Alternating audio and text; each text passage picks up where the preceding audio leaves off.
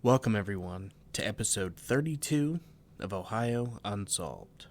I'm your host, Matthew, and I've got an extra scary one for you guys today. We're going west from Ohio to Gary, Indiana, to hear about the terrifying Demon House. But first, a bit of news. The first run of the Ohio Unsolved t-shirts have done much better than I expected, and I've only got a few left. So make sure to visit ohiounsolved.com to grab one before they're gone for good. Now let's get right into the episode. Everyone sit back, make sure to lock your doors and windows, and get ready for Ohio Unsolved.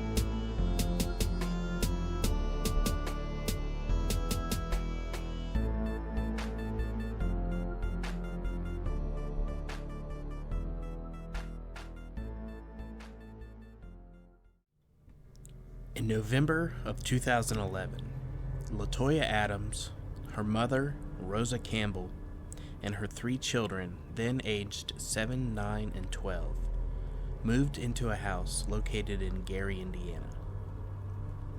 LaToya and her 3 children claimed to have been possessed by demons. A 9-year-old boy walking backwards up a wall in the presence of a family case manager and a hospital nurse.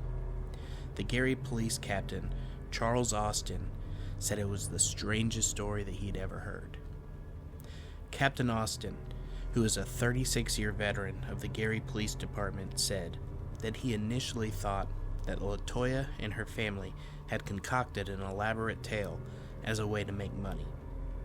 But after several visits to their home and interviews with witnesses, Captain Austin simply said, "I am a believer." It has led to one of the most unusual cases that has ever been handled by the Department of Children's Services. Many of the events are detailed in nearly 800 pages of official records and recounted in more than a dozen interviews with the police. The DCS personnel, psychologists, family members, and a Catholic priest. In November 2011, the Ammons family moved into the rental house on Carolina Street in Gary, a quiet street lined with small one-story homes. Soon after, big black flies suddenly swarmed their screened-in porch in December, despite the cold winter air. "This is not normal," LaToya's mother remembers thinking. "We would kill them and kill them and kill them, but they just kept coming back." There were other strange happenings as well. After midnight, Rosa and LaToya both said that they occasionally would hear the loud stomp of footsteps climbing up the basement stairs and the creak of the door opening in between the basement and the kitchen, but no one was there. Even after they would lock the door, the noise continued. Campbell said that she awoke one night and saw a shadowy figure of a man pacing her living room. She leapt out of bed to investigate and found large, wet boot prints. On March 10th, 2012, Campbell said the family's unease turned into fear. 12-year-old levitates. It was about 2 a.m. Normally, Campbell, LaToya, and her children would have been asleep, but they were mourning the death of a loved one with a group of friends. LaToya, who was in Rosa's bedroom, startled everyone by screaming, "Mama, Mama!" Rosa said that she ran into her bedroom where her then 12-year-old granddaughter and a friend were staying. LaToya and Rosa said that the 12-year-old was levitating above the bed, unconscious. According to their account of events, LaToya and several others surrounded the girl, praying. Rosa said that she remembers being terrified. "I thought, what's going on?" Rosa said. "Why is this happening?" Eventually, Rosa, her granddaughter, said, descended onto the bed. The girl woke up with no memory of what happened. Rosa and LaToya said the people who were visiting that night refused to return. Rosa says that she remembers telling her daughter, "We need help. We need to talk to someone who knows how to deal with it." Rosa and LaToya said that they didn't know exactly what it was, but they believed that it was something supernatural. They called local churches, but most refused to listen. Eventually, after listening to Rosa and LaToya talk about the house and visiting, officials at one church told them the Carolina Street house had spirits in it. They recommended that the family clean the home with bleach and ammonia, then use oil to draw crosses on every door and window. At the church's suggestion, LaToya said that she poured olive oil on her 3 children's hands and feet, then smeared oil in the shape of crosses on their foreheads. Rosa and LaToya also told the Star that they reached out to 2 clairvoyants, who said that the family's home was besieged by more than 200 demons. Their explanation made sense to Campbell and Ammons. They say because it is meshed with their Christian faith, the best thing you can do is move.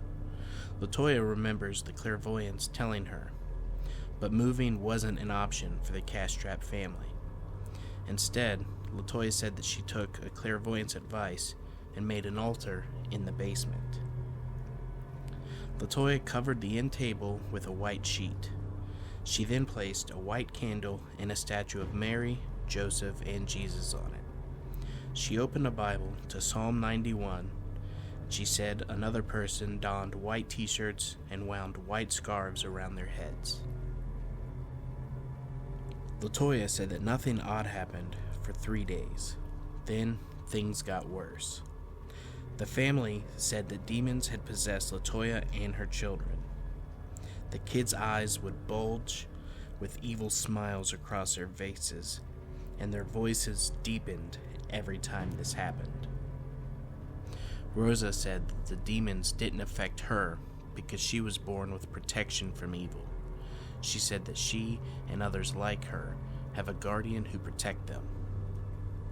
LaToya told authorities that she would feel weak, lightheaded, and warm whenever she was possessed. Her body shook, and she said that she felt out of control. You can tell it's different, something supernatural. The youngest boy, then 7, would sit in a closet talking to a boy that no one else could see. The other boy was describing what it felt like to be killed. Rosa said that the 7-year-old once flew out of the bathroom as if he'd been thrown, and a headboard once smacked into LaToya's daughter, causing a wound that needed stitches. The 12-year-old would later tell mental health professionals that she sometimes felt as if she were being choked and held down so she couldn't speak or move. She said that she heard a voice say that she would never see her family again and wouldn't live another 20 minutes. Some nights were so bad that the family slept at a hotel. Finally, in desperation, they went to their family physician on April 19, 2012. LaToya said that she told him what they were going through, hoping that he might understand. 20 years and I've never heard anything like that in my life, he said. I was scared myself when I walked into the room. He said that he would not speak in any more detail unless LaToya had psychiatric clearance for the waiver of confidentiality that she had signed. In his medical notes about her visit, he wrote, "Delusions of ghost in home and." He also wrote, "History of ghost at home and delusional." What LaToya and Rosa say happened next was also detailed in a DCS report of a family case manager's interviews with medical staff. He walked up the wall, flipped over her, and stood there. Rosa said that LaToya's son cursed her in demonic voices, raging at him. Medical staff said that the youngest boy was lifted and thrown into the wall with nobody touching him, according to a DCS report. The boys abruptly passed out and wouldn't come to, Rosa said. She cradled one boy in her arms. LaToya held the other. Someone from the doctor's office called 911, and her doctor said 7 or 8 police officers and multiple ambulances showed up. Quote, they couldn't figure out exactly what was happening, he recalled. Police and emergency personnel took the boys to Methodist Hospital's campus in Gary. LaToya said the hospital personnel laughed at her desire to anoint her sons in olive oil. I couldn't talk to them, she said, so I talked to God. The boys woke up in the hospital. The older boy acted rationally, but the youngest screamed and thrashed, Rosa said. She said that it took 5 men to hold him down.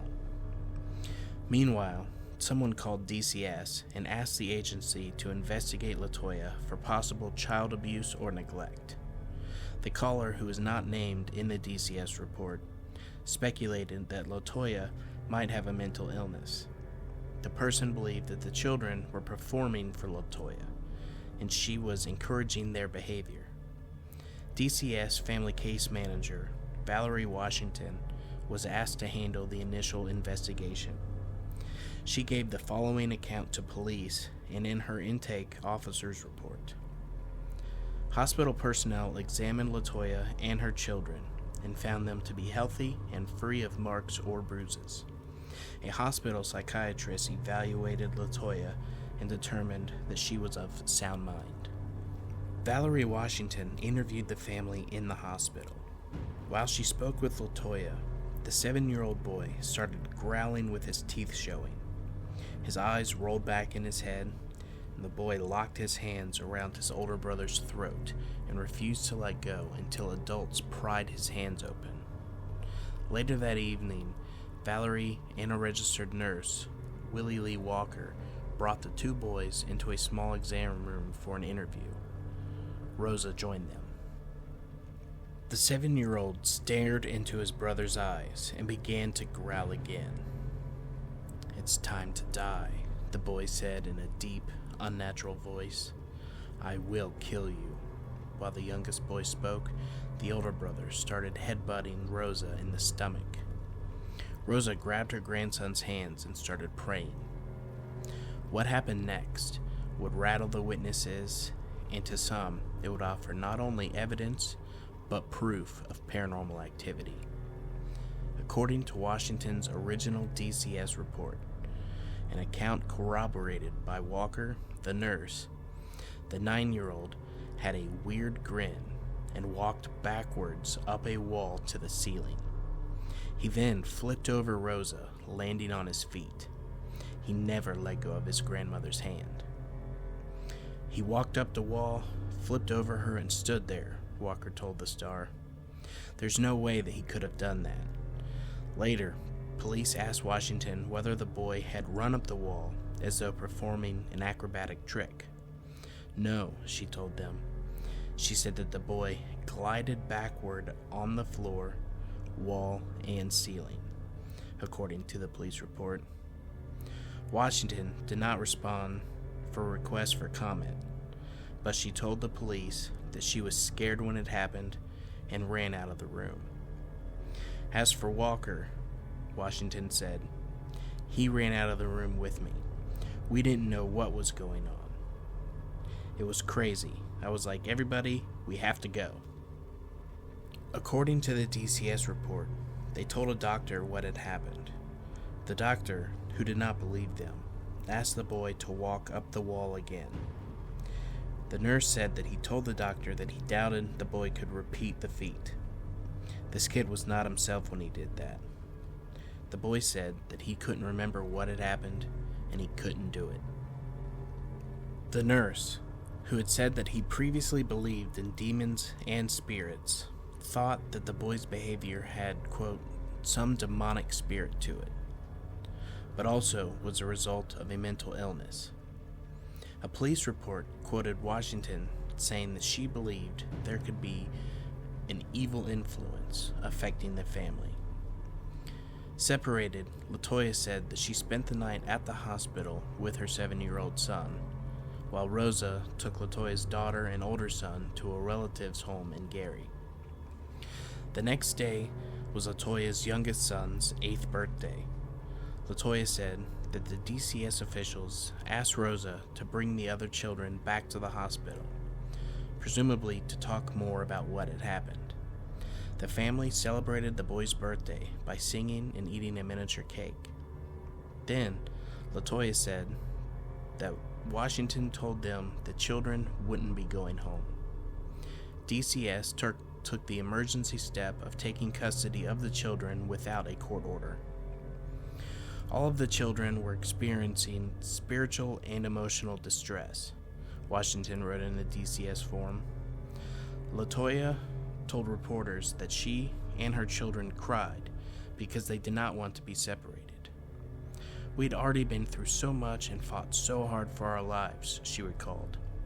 It was obvious that we were a team, and we were beating it, whatever we were fighting. We made it through together as a team, and they separated us. It must be scared of me. The Reverend Michael, I'm sorry, I can't pronounce this last name, I'm just going to call him Reverend Michael, was leading Bible study in his living room the morning of April 20th, 2012, when he received a call from a hospital chaplain. Reverend Michael had been the priest at St. Stephen Parish in Maryville for more than 10 years, but had never received a request like this one. The chaplain asked him to perform an exorcism on LaToya's 9-year-old son. Reverend Michael agreed to interview the family after Sunday Mass a few days later. The first step, Reverend Michael said, was ruling out natural causes for what LaToya and her family said that they were experiencing. He visited the family and Rosa in the Carolina Street home, April 22, 2012. For 2 hours, LaToya and Rosa detailed the phenomenon for him. Then Rosa interrupted the interview to point out a flickering bathroom light. The flickering stopped each time Reverend Michael walked over to investigate, which he attributed to a demonic presence. It must be scared of me, he later told the reporters. The interview was interrupted again when Rosa pointed out Venetian blinds in the kitchen swinging even though there was no air current. The Reverend said that he also saw wet footprints throughout the living room. LaToya complained about having a headache. The Reverend said that she convulsed when he placed a crucifix against her head. After a 4-hour interview, Reverend Michael said that he was convinced that the family was being tormented by demons.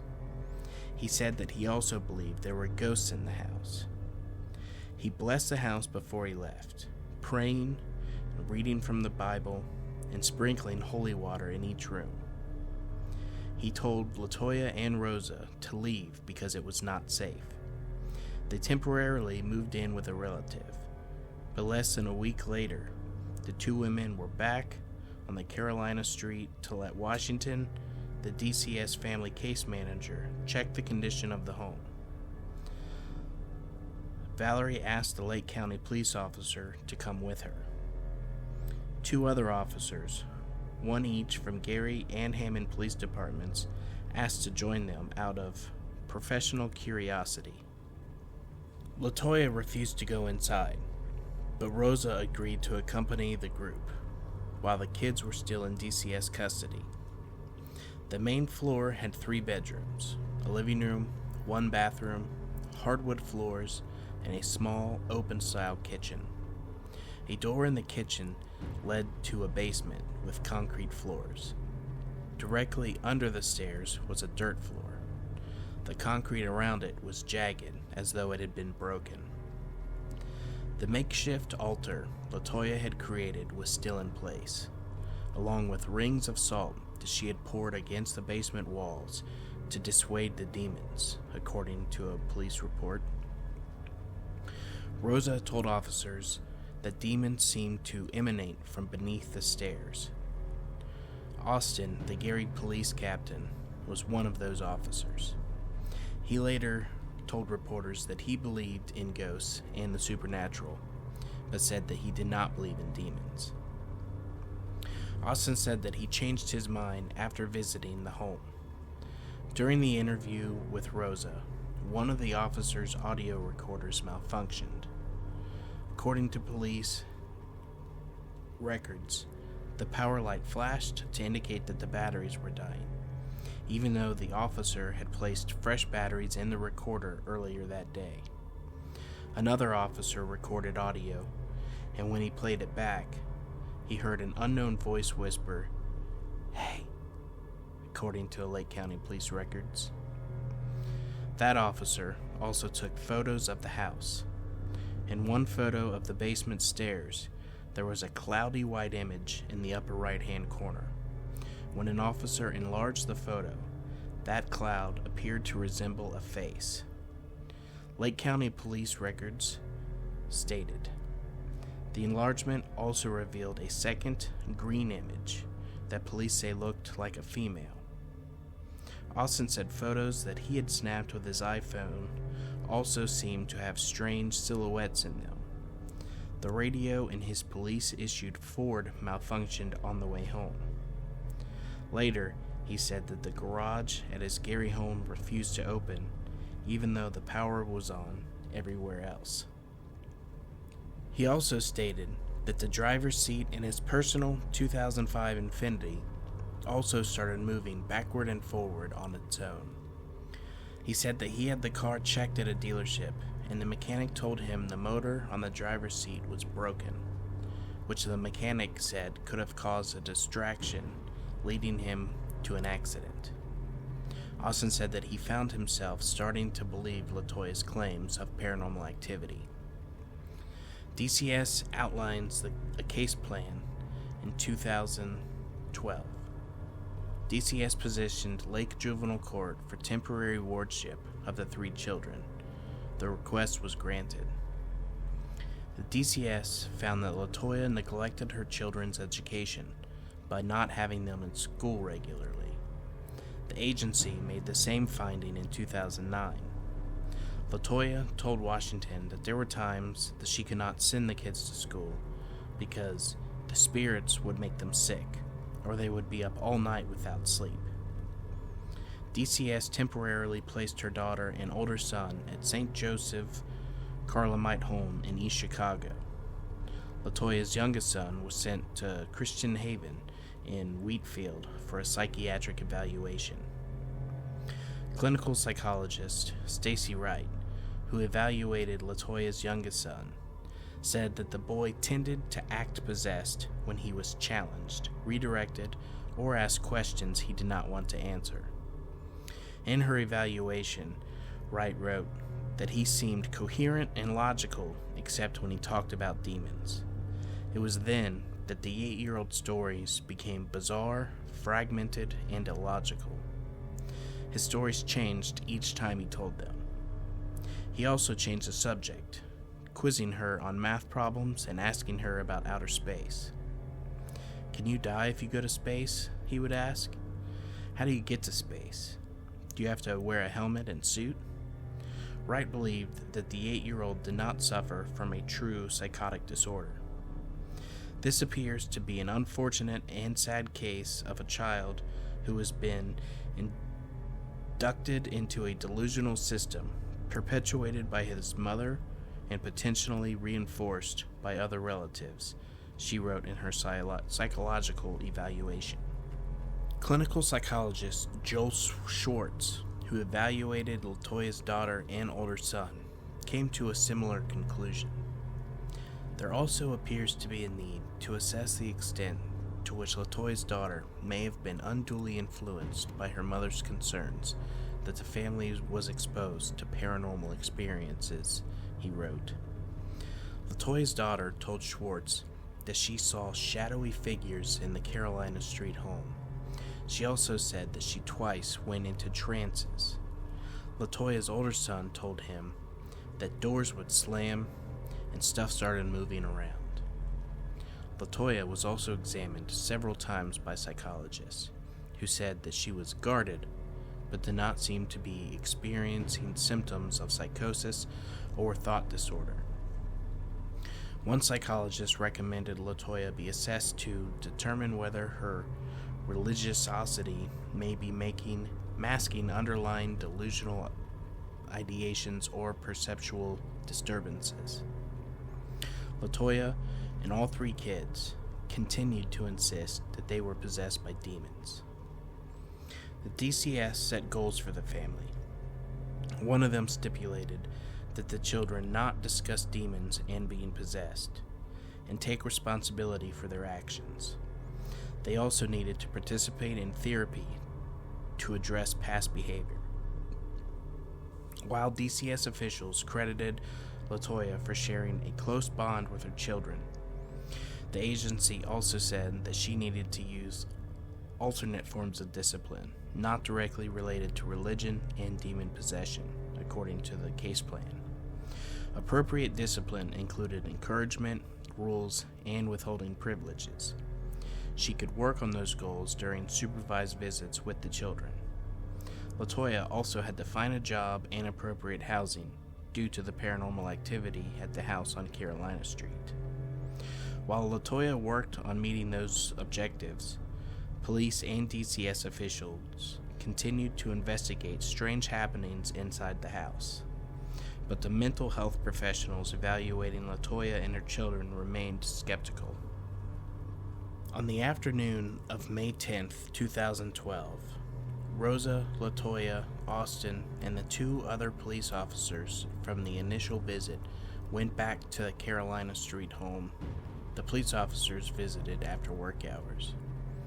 They were joined by Reverend Michael, two Lake County officers with a police dog, and DCS family case manager, Samantha Eilick. Eilick, who was there in official capacity, said that she had volunteered to go in Washington's place because Washington did not want to go back to the house.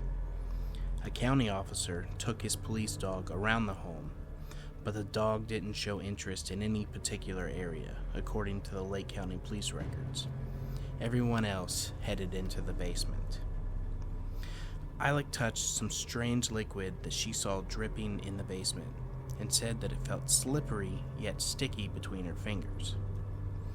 Reverend Michael told police that he wanted to check the dirt under the stairs for a pentagram or personal objects that might have been cursed. He said that a pentagram might indicate a demonic presence and possible portal to hell, according to a Lake County police report. Or if someone had died in the house and was buried under the stairs, it could explain paranormal activity. One of the police officers dug a 4-foot by 3-foot hole beneath the stairs, unearthing a pink press-on fingernail, a white pair of panties, a political shirt pin, a lid for a small cooking pan, socks with the bottoms cut off below the ankles, candy wrappers, and a heavy metal object that looked like a weight for a drapery cord. Finding nothing else, the officer replaced the dirt and raked it over. Reverend Michael blessed some salt, which he said is a barrier to evil, and spread it under the stairs and throughout the basement. Eilick said that she was later standing in the living room with the rest of the group when her left pinky finger started to tingle and whiten. She complained that it felt broken. Less than 10 minutes later, Eilick said that she felt as if she was having a panic attack. She couldn't breathe, so she walked outside to wait for the group. When the priest started questioning LaToya inside the house, she complained of a headache and shoulder pain, according to police records. She joined Eilick outside, Austin said that he left the house at nightfall. Austin, who has been shot at and has investigated murders, rapes, and armed robberies during his more than 3 decades on the force, said that he was not staying in the house past dark. The other officers continued to walk through the home. On the main floor, they noticed an oil-like substance dripping from Venetian blinds in a bedroom, but couldn't figure out where it was coming from. To make sure Rosa's or LaToya hadn't poured oils on the blinds, 2 of the officers used paper towels to clean it off. The officers sealed the room for 25 minutes and stood nearby so that no one could walk in. When they went back in, the oil had reappeared. Reverend Michael told police the liquid was a manifestation of a paranormal or demonic presence. He wrote a report detailing his findings and asked Bishop Dale Melsek's permission to perform an exorcism on LaToya. Reverend Michael said that the bishop had never authorized an exorcism in 21 years as bishop of the diocese in Gary. Debbie Bosak, director of communications for the diocese, said that she cannot comment on whether the bishop has ever approved an exorcism for confidentiality reasons. In general, she said that such an action would require a bishop's approval. The bishop initially denied Reverend Michael's request to do a church-sanctioned exorcism. The bishop told the reverend to contact other priests who have performed them. The reverend said that he needed other priests to give him the ritual for a minor exorcism, which does not require church approval. The priest he consulted told him to look it up on the internet. He said that he did a, quote, intense blessing on the home to expel bad spirits. That same day, Reverend Michael performed a minor exorcism on LaToya. The ritual consisted of prayers, statements, and appeals to cast out demons. 2 police officers and Eilick, the DCS family case manager, attended the ritual. Eilick said that she left believing that something was going on, although she wouldn't go as far as saying it was demonic. She said that she got chills during the nearly 2-hour rite. "We felt like someone was in the room with you, someone breathing down your neck," Eilick said. She had a string of medical problems after visiting the home. A week after she visited the house for the last time, Eilick said that she got 3rd-degree burns from a motorcycle. Within 30 days, she also broke 3 ribs jet skiing, broke a hand when she hit a table, then broke an ankle running in flip-flops. "I had friends who wouldn't talk to me because they believed that something had attached itself to me," she said. Her joking response, "I'm already evil. They try to find something that's not evil and corrupt it. They wouldn't waste their time on me." "I cast you out, unclean spirit."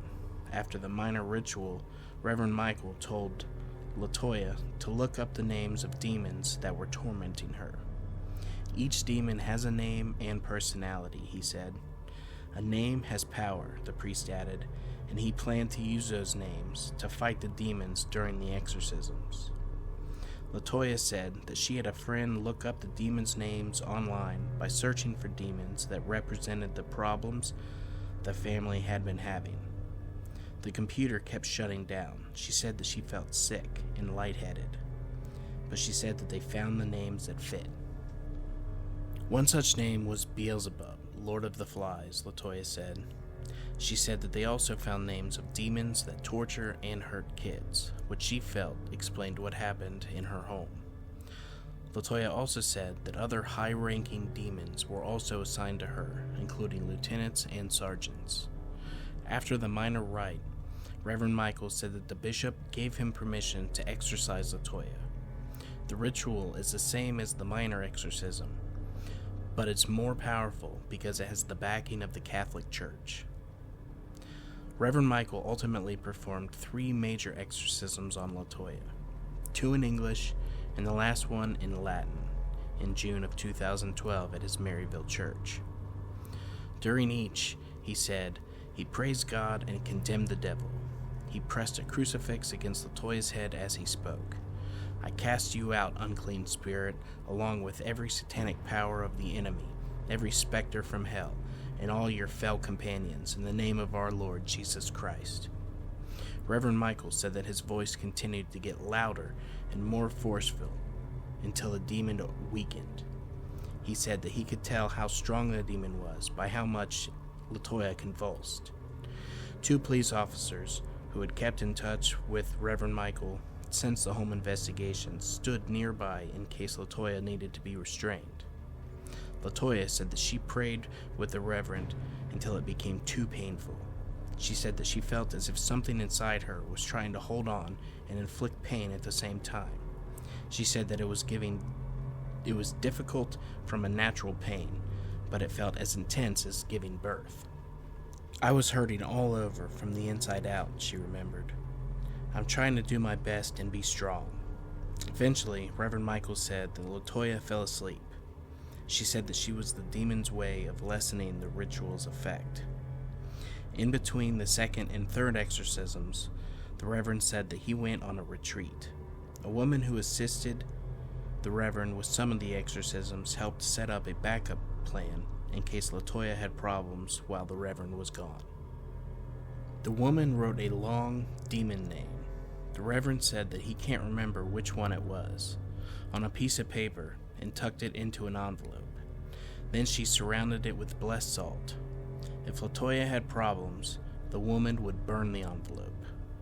By this time, Latoya and her mother had moved to Indianapolis, but they drove back for the exorcisms and court hearings as her children were still in DCS care.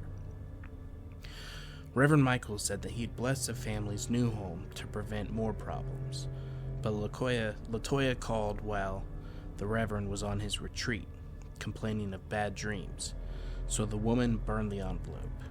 She saved the ashes to burn later in a church bonfire. After that, Latoya said her nightmares ended. I hadn't been that happy in God knows how long. In the final exorcism at the end of June 2012, the Reverend said that he prayed and berated the demons in Latin rather than English. Police officers did not attend, so the Reverend said his brother stood guard. Reverend Michael said Latoya convulsed while being condemned by the demons, but did not convulse during prayer. When she fell asleep, he said words of thanksgiving. It would be the last time Latoya saw Reverend Michael. She and her mother drove back to Indianapolis, where they say they now live without fear. Latoya's old home on Carolina Street became an object of local curiosity. So much so that the owner and landlord, Charles Reed, called the Gary Police Department to ask officers to stop driving by the house because it was scaring his new tenant. He said that there was no problems in the home before or after Latoya and her family lived there. I thought I heard it all, said Reed, who had been a landlord for 33 years. This was a new one to me.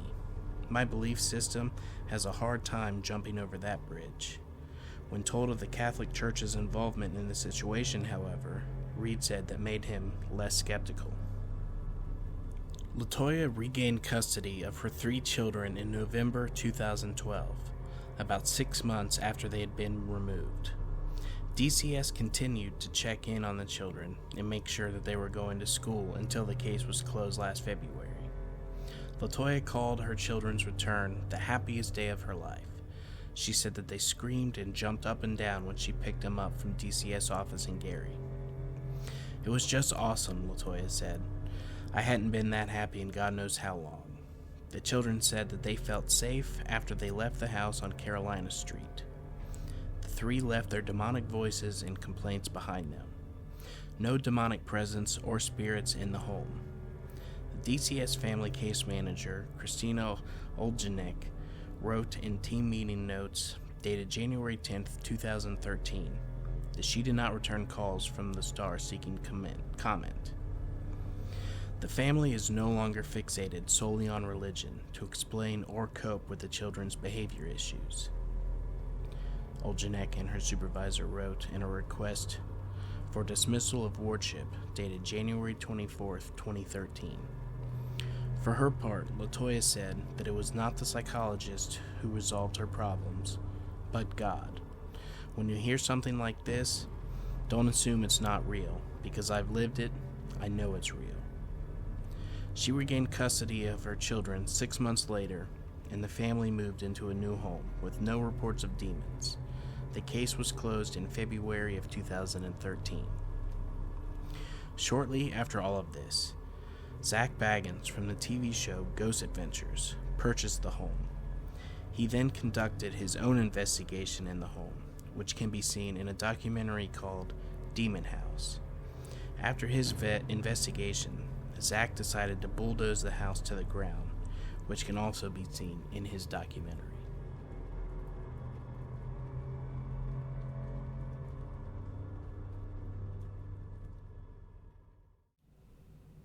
I've seen the documentary, Demon House, and I definitely recommend it to anyone that likes that kind of show or documentary.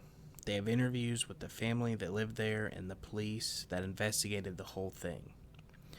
Definitely nightmare fuel. Which reminds me that I think I'm going to watch it again tonight. Well, that's going to do it for today's episode. I'm sorry there's only one story, but I figured this one story is long enough. I hope that everyone enjoyed the story, and if you did, please rate and review on Spotify and Apple Podcasts. A 5-star rating really helps others to find this podcast. Make sure to join us on Facebook and follow us on Instagram. If you do enjoy the show, please consider joining the Ohio Unsolved Patreon, where you'll get instant access to monthly bonus episodes starting at the $5 tier and up. Once again, thank you all for listening. And make sure to keep your doors and windows locked, and stay ready for Ohio Unsolved.